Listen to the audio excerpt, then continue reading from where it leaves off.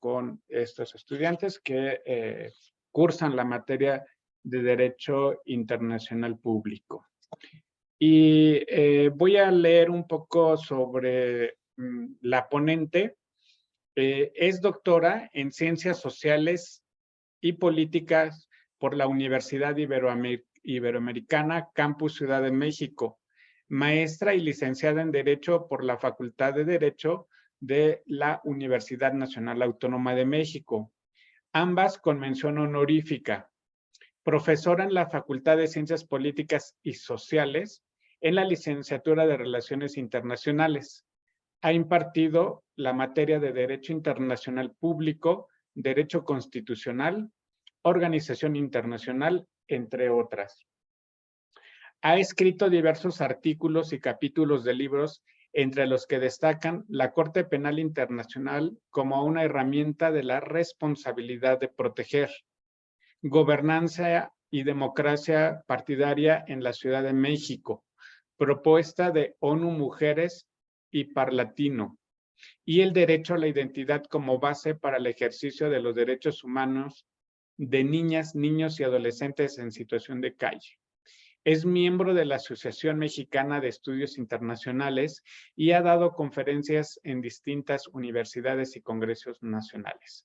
Actualmente es directora de posgrado e investigación en la Universidad Tecnológica de Aguascalientes. Te enviamos un saludo hasta Aguascalientes, Hilda, y bueno, va a impartir la conferencia o la temática Derecho Penal Internacional. Ella es experta en estos temas. La sesión va a tener una duración de media hora, 40 minutos de charla con la doctora Hilda y después aperturamos una pequeña sesión de preguntas y respuestas. Pues muchas gracias por la amable presentación, Cristian, y por la invitación de participar con tus estudiantes. La verdad estoy muy emocionada, me da muchísimo gusto participar con ellos, conocerlos y hablar de un tema que me gusta mucho, que me encanta. Entonces, bueno, la verdad es que estoy muy contenta. Yo quisiera que, bueno, somos 29, casi 30 estudiantes, entonces la verdad es que me gustaría que también fuera más relajada la dinámica, tipo charla, para que puedan ustedes también comentar al final sus dudas. Y bueno, pues iniciaría. Y a mí lo que me surge como pregunta es, ¿por qué nace el derecho penal internacional? No sé, puede ser muy obvia la respuesta, pero es precisamente por la existencia de los crímenes atroces que son una constante en la historia de la humanidad. En este sentido, uno de los objetivos fundamentales de la comunidad internacional desde inicios del siglo pasado fue precisamente superar esta impunidad de los crímenes atroces sobre la base del principio de la responsabilidad penal internacional sobre crímenes de guerra, crímenes de lesa humanidad, genocidio y crímenes de agresión. Así que desde el año de 1945, las potencias aliadas concretaron la creación de dos tribunales multinacionales ad hoc, que seguramente ustedes los conocen y los han escuchado en otras partes, como es el Tribunal Militar Internacional para Nuremberg o el Tribunal Penal Internacional para el Lejano Oriente. Posteriormente, en los años 90, nuevamente las Naciones Unidas, a través del Consejo de Seguridad, incitó a la creación de otros tribunales penales ad hoc, como el Tribunal de la ex Yugoslavia o el Tribunal Penal Internacional para Ruanda. ¿Qué significan estos tribunales ad hoc internacionales? Bueno, pues en principio son un avance del derecho internacional en la tarea de impedir a los responsables de crímenes atroces eludir la justicia, pero también sirvieron para incentivar a los tribunales nacionales a ejercer sus propias competencias en materia de crímenes atroces y visibilizar la preocupación de la comunidad internacional respecto a estos crímenes. Sin embargo, bueno, estos crímenes también fueron severamente criticados, ¿no? Por constituirse, por ejemplo, ex post facto, es decir, después del acto. Además, porque eran tribunales ad hoc, contrarios a principios generales de derecho penal, como por ejemplo el nullum sine lege, no hay pena sin ley, nullum crimen sine lege, no hay delito sin ley. Es decir, que primero ocurrieron los actos, primero sucedieron las atrocidades masivas como genocidio, crímenes de lesa humanidad, y posteriormente se creó un estatuto y una corte ad hoc para juzgar estos crímenes, ¿no? Además, estos tribunales ad hoc eran de manera temporal y transitoria, y se vinculaban a una estrategia sancionadora y de castigo impuesta por los vencedores, por lo cual su legitimidad y sus propósitos pues se veían afectados. En este sentido, pues es que surge la necesidad de pensar en una corte que sea permanente, que rebase estas críticas que tenían estos tribunales ad hoc. Y es precisamente después de la Guerra Fría que nace nuestra Corte Penal Internacional, con dos objetivos fundamentales. Adriana, ahí quisiera hacer una pregunta nada más para que pudiese quedar un poquito más claro. ¿Cuál es la connotación de los tribunales ad hoc? ¿Cuál sería la característica de estos tribunales que obviamente los tuvimos en el pasado, pero ¿a qué se refiere con ad hoc para los estudiantes? Claro que sí. Los tribunales ad hoc son tribunales que se crean específicamente para una competencia o para una jurisdicción, para un caso determinado.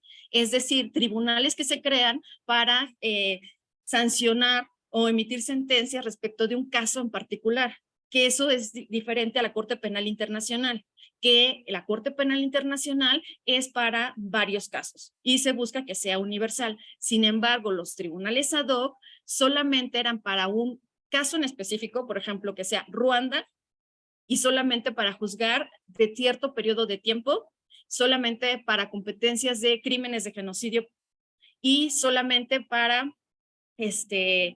y cuando esto lleva a cabo esta sentencia o ya se culminó de sentenciar a las personas, pues entonces desaparece. Ok. Esa sería la nota fundamental. Ok, entonces podemos decir que la Corte Penal Internacional tiene una característica de universalidad, es Y de permanente permanencia. y conoce de varios crímenes internacionales que están regulados. Y los tribunales Claro. ad hoc no son universales, tienen No, una característica temporal acotada y exacto. solamente juzgan un crimen específico para el cual En fue creado. específico y en un periodo de tiempo específico. Gracias. Genial, pues creo que ahí quedó muy clarificado. Perfecto. Entonces, ¿para qué creamos una Corte Penal Internacional de carácter permanente y de vocación universal? Lo que queremos es llegar a dos objetivos. Punto número 1, poner fin a la impunidad de crímenes atroces. Y punto número 2, prevenir la comisión de nuevos crímenes. Obviamente, con tan altos ideales que tiene una Corte Penal Internacional, se enfrentó desde su nacimiento con problemáticas con los estados. Había estados que estaban impulsando que se creara una Corte Penal Internacional muy fuerte, muy robusta, que realmente juzgara a todas las personas en todos los estados, es decir, una corte muy global. Sin embargo, otros estados, la verdad es que no tenían intenciones de que sus nacionales pudieran ser juzgados por una Corte Internacional y además tenían cierto escepticismo de cómo se iba a manejar la Corte Penal Internacional, ¿no? Por el contexto internacional donde se desarrollan las relaciones internacionales, ¿no? Donde vemos cuestiones de poder, hay estados que tienen mayor poder que otros, ¿no? Jurídicamente, en Derecho Internacional Público, se los habrá explicado su profesor, somos iguales, ¿no? Pero materialmente los estados, por diferentes características como económicas, políticas, sociales, culturales, pueden tener diferentes poderes. Digo, no es lo mismo, no sé, Nicaragua, perdón, a Estados Unidos, China, Rusia, ¿no? Entonces, esa era la inquietud que tenían los estados cuando se firma el Estatuto de Roma de 1998 y que entró en vigor en 2002. Esa era la inquietud que tenían, que la Corte se viera como selectiva y cooptada por los grandes estados poderosos. Entonces, ahí hubo un enfrentamiento de posturas. ¿Cuáles son las características de nuestra Corte Penal Internacional? Y retomo lo que habíamos comentado hace rato. Su permanencia es un modelo de persecución y enjuiciamiento de delitos atroces y es creada por un tratado internacional. También aquí es importante señalar que la Corte Penal Internacional no es parte de las Naciones Unidas, porque a veces hay cierta confusión entre los estudiantes. Sí hay un acuerdo de complementariedad y de colaboración. con las Naciones Unidas y por tanto el Consejo de Seguridad tiene algunas funciones o facultades que implican la colaboración de este órgano político con la Corte Penal Internacional, pero no es parte, la Corte Penal Internacional, del sistema de Naciones Unidas. Ahora, los 4 crímenes que la Corte Penal Internacional juzga es el de genocidio, es de crímenes de lesa humanidad, crímenes de guerra, y a últimas fechas se adoptó el crimen de agresión. Es el último descripción o tipificación que se hizo y reforma al Estatuto de la Corte Penal Internacional, es este crimen de agresión, ¿vale? Antes no estaba y solamente tenía competencia para los 3 anteriores, pero actualmente ya tiene competencia para los 4 crímenes para lo que fue creada. Adi, Ahora, sí. Ahí nos podrías explicar un poquito las características o las diferencias entre agresión, de crímenes de guerra y lesa humanidad, para que más o menos los chicos puedan ir contextualizando, digamos, pues estas herramientas importantes de las que trabaja la Corte Claro que sí. para prevenir justamente este tipo de delitos, y también cómo los internacionalistas o estudiantes puedan hacer un enfoque, ¿no? O por qué estudiamos también como internacionalistas la Corte Internacional si no somos abogados. Perfecto. Claro que sí. Cada uno de estos delitos, genocidio, crimen de lesa humanidad, crimen de guerra y crimen de agresión, tuvieron su propia evaluación por separado, en donde, por ejemplo, en los tribunales de Nuremberg, en los tribunales de Ruanda, Yugoslavia y demás, cuando se creaban estas cortes ad hoc, se generaban estos estatutos y ahí se daba una definición de los crímenes que se iban a tratar. Entonces, cada uno fue evolucionando y cambiando hasta llegar a la culminación de un tipo penal, que es el que está inscrito en el Estatuto de Roma de 1998, y que establece claramente ya una definición de lo que es el genocidio, de lo que es crimen de lesa humanidad, crimen de guerra y crimen de agresión. Ahí tenemos un tipo penal. Ahora, genocidio. Tienen otras características. El genocidio son varias conductas que están destinadas a desaparecer, tienen la intención de desaparecer a ciertos grupos de la población. Lo más importante aquí es que todas estas actividades que se hacen tienen esta intencionalidad de desaparecer total o parcialmente a cierto grupo. Puede ser un grupo étnico, por ejemplo, en Ruanda, o puede ser un grupo religioso, por ejemplo, en la Alemania nazi. Entonces, esto es la parte fundamental, esta es la característica fundamental del genocidio. Los crímenes de lesa humanidad, por su parte, también son una serie de actividades como pueden ser asesinatos, desapariciones forzadas, que pueden ser ejecuciones extrajudiciales, tortura y otros, que se llevan a cabo de manera generalizada y sistemática por parte del gobierno en contra de población civil. Esa es la nota característica. Tiene que ser una conducta que sea generalizada y sistemática contra la propia población. Luego tenemos los crímenes de guerra. Los crímenes de guerra se cometen en contra de lo que son las convenciones de Ginebra de 1949. ¿Estas convenciones a qué se refieren? Las convenciones de Ginebra lo que tratan es de proteger a las personas que ya no están en combate. Por ejemplo, a los civiles, por ejemplo, a cuerpos de salud, la Cruz Roja, por ejemplo, a personas que aunque hayan sido soldados ya están como caídos, ya no pueden participar en la beligerancia, y entonces estas convenciones de Ginebra lo que hacen es dar esta protección. Un crimen de guerra entonces será, por ejemplo, no sé, que Rusia ataca a Ucrania, que es un crimen de agresión de hecho, ataca a Ucrania y entonces matan a civiles. Eso sería un crimen de guerra. O bombardean hospitales o escuelas o hasta monumentos históricos, porque las convenciones de Ginebra de 1949 también protegen estos monumentos históricos, ¿no? Eso sería por ejemplo, un crimen de guerra. Y el crimen de agresión, recuerden que desde 1950, bueno, desde que se fundan las Naciones Unidas, tiene como el propósito la paz y la seguridad internacionales. Y solamente hay 2 excepciones a esa paz y seguridad internacionales. La primera excepción, no sé si alguien la recuerde. ¿Cuál es, chicos? Excepciones al uso de la fuerza de la Carta de las Naciones Unidas de 1945.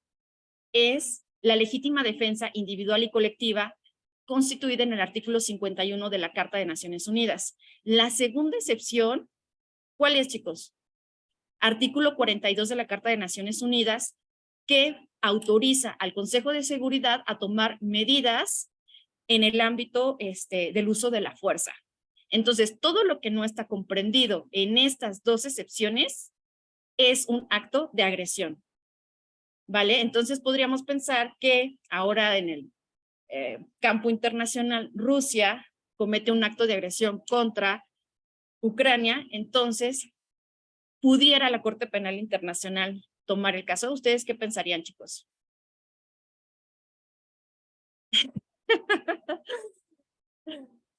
Bueno, hay muchas cuestiones que hay que ver, pero de entrada diríamos es un acto de agresión, porque no está en ninguna de las dos excepciones que acepta la Carta de las Naciones Unidas, ¿vale? Pero al ratito podemos platicar más sobre esto. Ahora, de hecho, la Corte Penal Internacional está establecida en el Estatuto de Roma de 1998 y entró en vigor en el año 2002 y solamente puede conocer sobre situaciones a partir de ese año. ¿Recuerdan ustedes la parte, seguramente su profesor les comentó, la irretroactividad de los tratados internacionales, salvo en casos que el propio tratado internacional diga que puede ser retroactivo? ¿Vale? Pero aquí el Estatuto de Roma de la Corte Penal Internacional no señala en ninguno de sus artículos que sea retroactivo. Entonces comienza a funcionar a partir de su vigencia, es decir, a partir del año 2002. Y entonces va a tener jurisdicción sobre los estados, primero, que hayan firmado el tratado internacional. Recuerden que un tratado internacional solamente es obligatorio para ¿quiénes? Para las partes que lo firman y hacen su ratificación, ¿vale? O se adhieren a ese tratado internacional. Entonces, solamente es para ellos. Aunque en el Estatuto de Roma sí hay una excepción. Puedes tú no ser parte del Estatuto de Roma y sí te pueden aplicar el estatuto, porque el Consejo de Seguridad puede llevar ante la Corte Penal Internacional un caso de un estado, aunque no sea parte del estatuto, ¿vale? Pero bueno, entonces dice, será ahí sí. para platicar un poco, digo, obviamente ese Estado tiene que reconocer a las Naciones Unidas, ¿o no? Digo, nada más para ejemplificar el planteamiento que hiciste, ¿qué pasa si un Estado no forma parte de las Naciones Unidas? ¿Se le puede aplicar el estatuto? De hecho, la mayor parte de los estados forman parte de las Naciones Unidas. De hecho, son 193 estados. El caso que tú me dices sería una excepción y solamente se aplicaría, por ejemplo, a Palestina, Kosovo, que no están, que no son reconocidos como como estados por todos los demás estados de los 193 sí serían sujetos a la Corte Penal Internacional, siempre y cuando el Consejo de Seguridad lleve el caso ante la Corte Penal.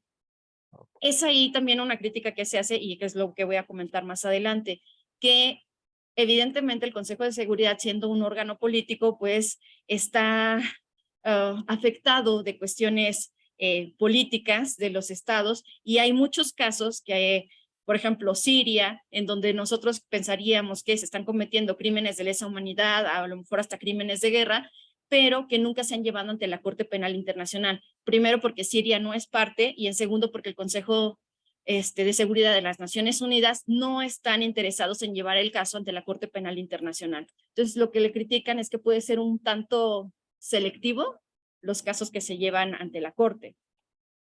¿Vale? Bueno, claro. Algo fundamental también de la Corte Penal Internacional es su complementariedad.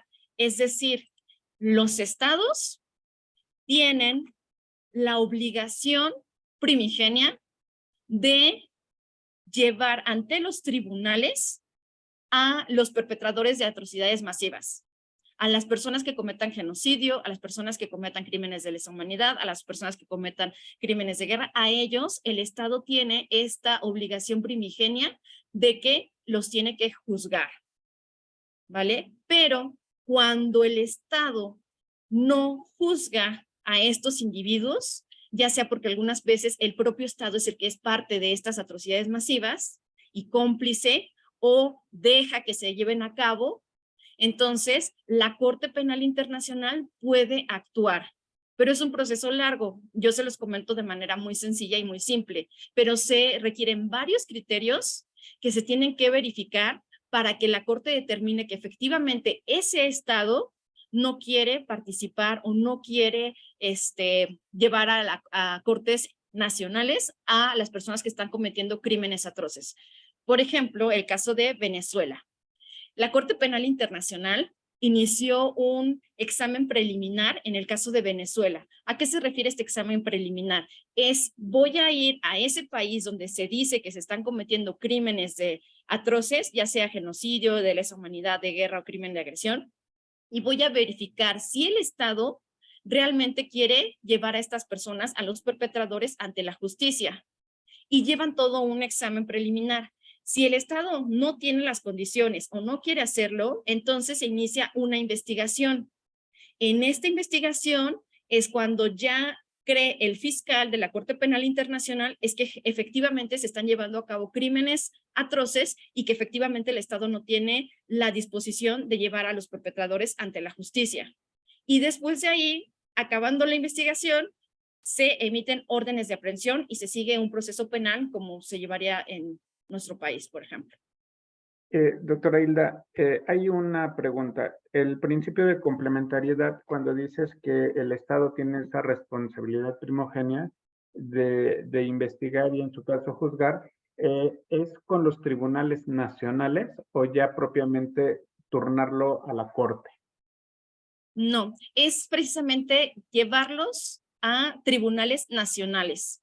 El Estado debe llevar ante tribunales nacionales primero a los perpetradores. Si no es así, entonces de manera complementaria para que no queden impunes esos crímenes es cuando la Corte Penal Internacional toma el caso. Entonces, quiere decir que si un Estado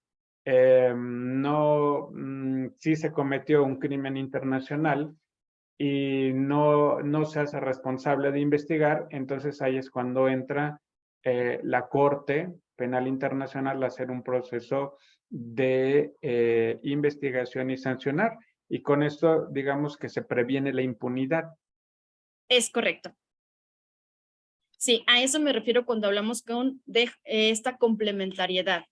Pero, de hecho, la política de la Corte Penal Internacional es los menos casos posibles son los que deben llegar ante nosotros. Lo que nosotros queremos hacer es ayudar a los estados a generar capacidades y a generar buena voluntad para que las autoridades nacionales asuman su obligación primogénea, su obligación primaria.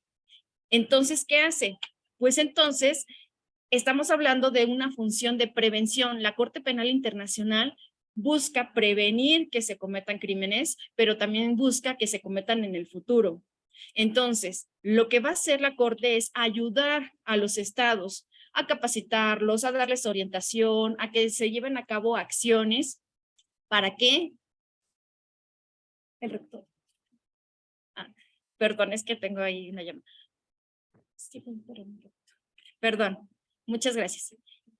Entonces, tenemos esta prevención, ¿no? Es esta ayuda que la Corte Penal Internacional va a brindar al Estado para que el caso no llegue ante la Corte Penal Internacional. Por ejemplo, en el caso de Venezuela, de Colombia, la Corte Penal Internacional inició un examen preliminar, es decir, una investigación en el estado de Colombia para ver si se estaban cometiendo crímenes de lesa humanidad.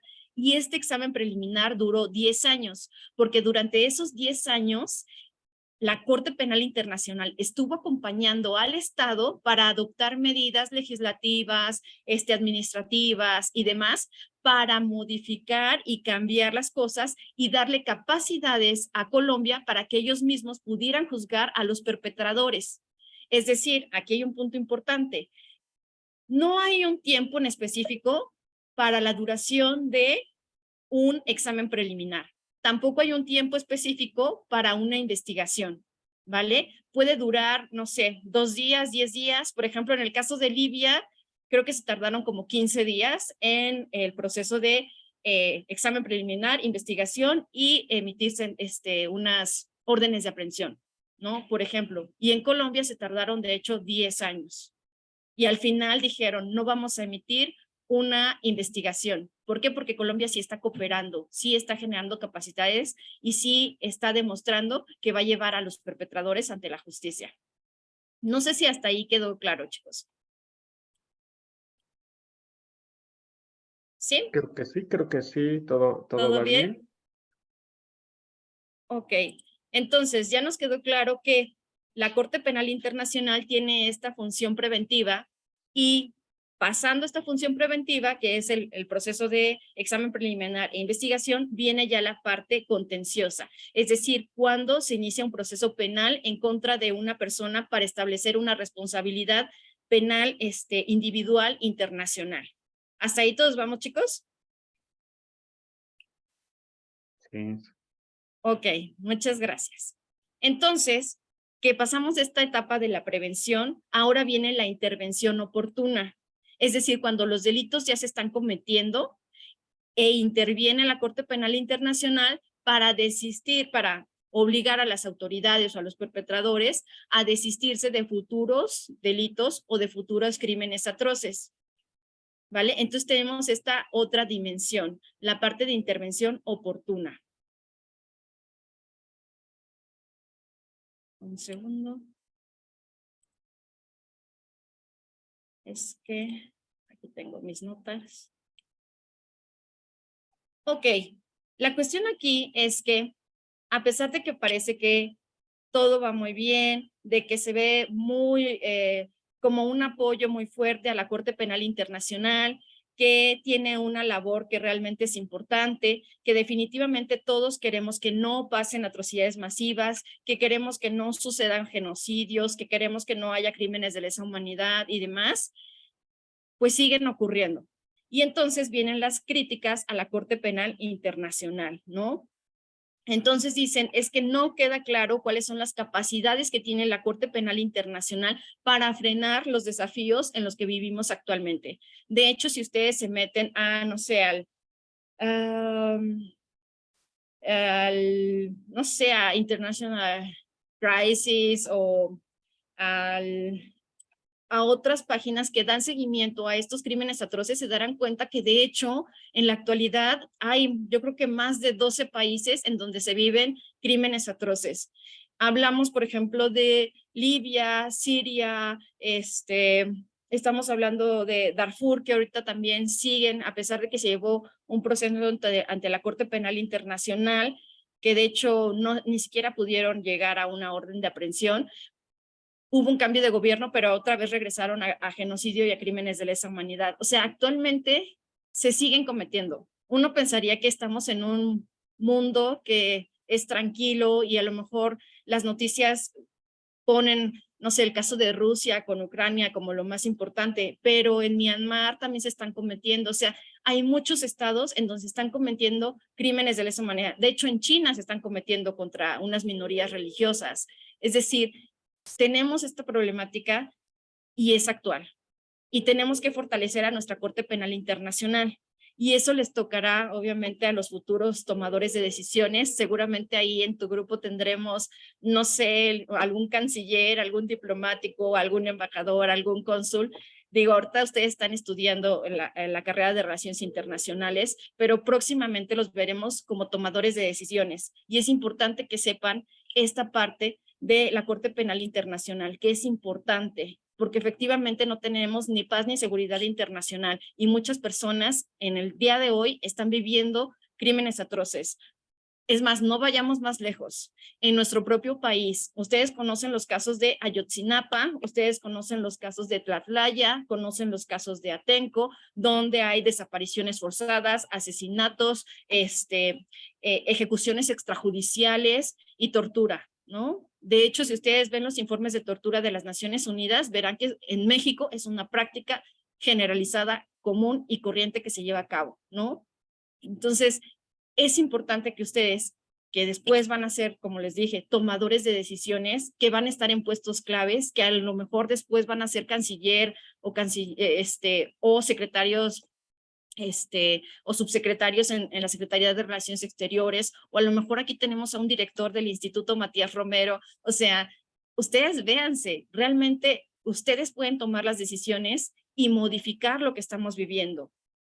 Por eso es importante que ustedes ahorita sepan todos estos temas, ¿no? Y sepan, pues, cuáles son las debilidades, pues, de nuestra Corte Penal Internacional, que, como les comentaba, desde su nacimiento, pues, fue duramente criticada, porque a los estados no les gusta que otras cortes, unas cortes internacionales, pues, juzguen a sus nacionales por seguir algunas veces hasta sus órdenes, ¿no? Obviamente, ¿qué pudiera decir, por ejemplo, Estados Unidos a sus soldados de que vayan a otros estados sabiendo que los pueden juzgar por crímenes de guerra? Obviamente los soldados no van a querer ir, ¿no? Entonces, hay estados como Estados Unidos, como China, que de hecho tampoco no son parte, Rusia tampoco es parte de la Corte Penal Internacional. Es decir, de los 5 miembros permanentes, solamente 2 son parte de la Corte Penal Internacional y 3 no son parte de la Corte Penal Internacional. Entonces, imagínense qué mensaje se manda a la comunidad internacional si los miembros permanentes no quieren siquiera firmar el Estatuto de Roma y quieren seguir cometiendo atrocidades masivas sin que se les finque responsabilidad individual a las personas que llevan a cabo estos crímenes. Entonces, ahí yo creo que tenemos una labor y un reto muy importante de fortalecer en serio a la Corte Penal Internacional, de que realmente no sea selectiva, de que el Consejo de Seguridad en serio no meta las manos en la Corte Penal Internacional y que todos tengamos acceso a esta justicia y que todos tengamos, que todas las personas que cometen crímenes, pues no queden impunes, ¿no? Creo que esa es la conclusión a la que yo llegaría y lo que les comentaría.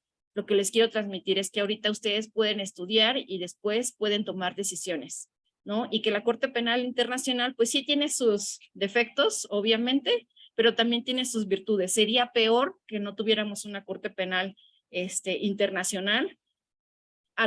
O sea, lo peor sería que no tenerla, ¿no? Como sea, sí ha juzgado a varias personas, aunque se le critica que siempre a países africanos, por ejemplo, pero creo que también está haciendo un gran trabajo en América Latina y en Asia, ¿no? Con eso yo concluiría, Cristian. Muchas gracias, Hilda, por este cierre en el que exhortas a los estudiantes a que tengan una visión en las que puedan incorporarse a la toma de decisiones o a proponer desde una área de la función pública, como es el Instituto Matías, la Secretaría de Relaciones Exteriores, incluso los organismos no gubernamentales internacionales fungen un papel fundamental en estos temas para prevenir todo este tipo de castigos, o bien demostrar que los estados incumplen con estas reglas o son violadores de derechos humanos. Y en razón a eso, y para finalizar sería mi última pregunta, y es un orgullo para nosotros los mexicanos que en la Corte Penal Internacional tenemos, como coloquialmente se le conoce, una jueza mexicana, que es pues un acierto de nuestro país que se haya insertado pues la doctora Socorro, que es quien hoy nos representa hasta el 2030 como en una magistratura dentro de la Corte Penal Internacional. Eso es algo muy importante. La Corte se encuentra en Países Bajos, en La Haya. Y Hilda Adriana, no sé si nos puedes platicar cómo es ese proceso de elegir a los magistrados de la Corte Penal Internacional y cómo es que esta mexicana llega a este lugar tan importante para los internacionalistas con un enfoque en el derecho penal internacional. Claro que sí, Cristian. Mira, la verdad es que efectivamente no son procesos sencillos. La persona que quiere o busca ser parte de una corte internacional, pues tiene que tener muchos méritos. Se les pide cierto tiempo de experiencia, conocimientos en materia obviamente en derecho penal y en derecho internacional para poder participar en este concurso. Y lo que se hace es que el propio gobierno hace la propuesta. Cuando sabe que ya va a salir uno de los miembros, se hace una convocatoria, los estados hacen su propuesta y esta propuesta se revisan los currículums, se revisan los requisitos, que cumpla con esta experiencia, que cumpla con con los conocimientos necesarios, que sea una persona con amplia reputación, benéfica en los temas a los que se va a tratar en la Corte Penal Internacional, y posteriormente se hace en la asamblea, porque bueno, la Corte Penal Internacional, como les comentaba, tiene un tratado, y dentro de este tratado tiene un órgano que es democrático, es una asamblea de todos los miembros. Ahí se hace la elección de la persona que va a formar parte de este Tribunal Penal Internacional.